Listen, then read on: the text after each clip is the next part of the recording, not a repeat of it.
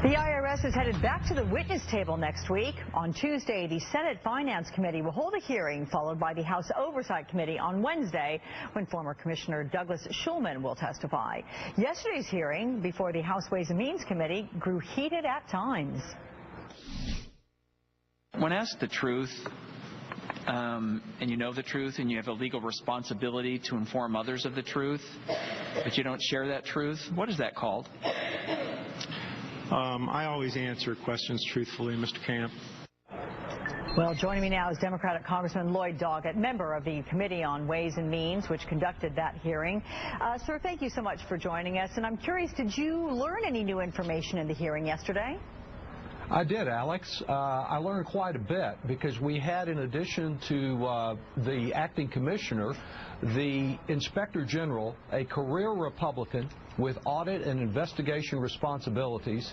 His report, his response to my questions demonstrated what a giant overreach this whole matter is. We had Mr. Camp lead off the hearing by talking about corruption at the IRS, by saying it was rotten at the core, that it was picking winners and losers.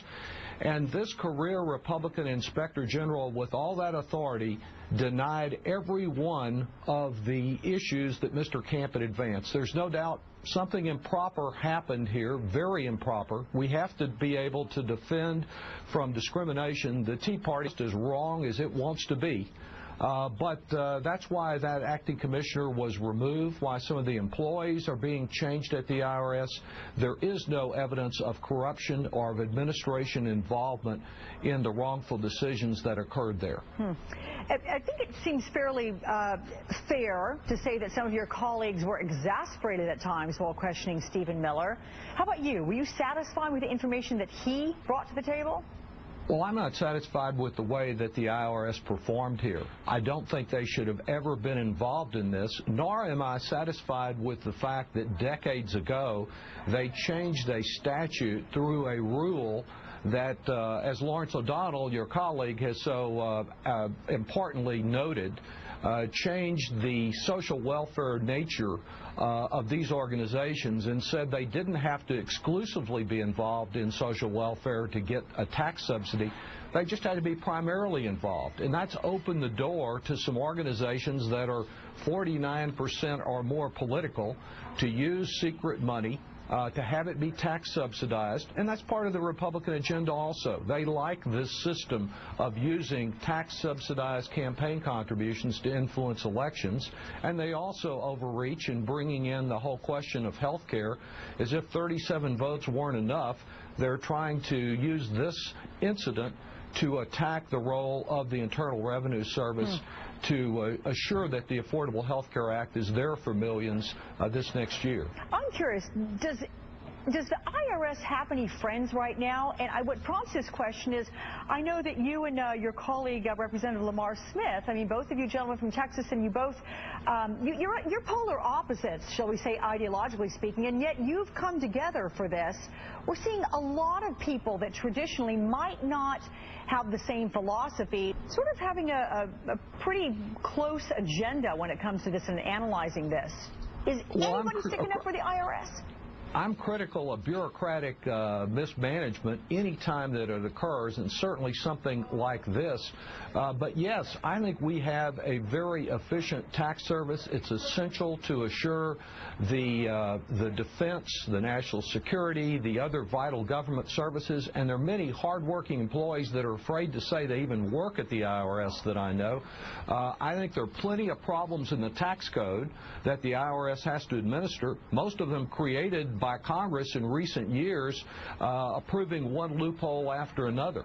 But what happened here was a specific political wrong that should never have occurred, and we need an IRS that's out there ensuring, acting in response to the crew, the Citizens for Responsible Ethical Government out there, approve their petition and get these social welfare organizations back to doing only social welfare and public good, not involved in the political process. Yeah, and of course when I'm talking about criticism of the IRS, it's not as a whole, but relative to this particular entity of what we're discussing.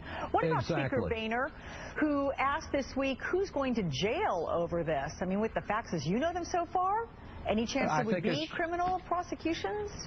I think the Justice Department is exploring that. If there has been criminal misconduct, I want to see it fully prosecuted. But again, it seemed a little bit of an overreach before he had any of the facts that the Speaker was already talking about criminality. It's a part of this whole effort to impair the Affordable Health Care Act, to demand that the tax code be changed in ways that will only put more of the burden on working families, to pursue a Republican agenda. Although, as you've indicated today, Heritage Society or Heritage Association call for the Congress to do nothing but focus on these alleged scandals. It will be pretty easy for Speaker Boehner to do that because the Congress, the House at least, has done next to nothing all year long. Yeah, this is the letter from Michael Needham, the CEO there of the Heritage Action for America. In all fairness, sir, I know you and others have accused your Republican colleagues of exploiting the situation for political gain, but I have to ask, if this had happened, say, during the Bush administration, wouldn't fellow Democrats be going after the White House just as hard?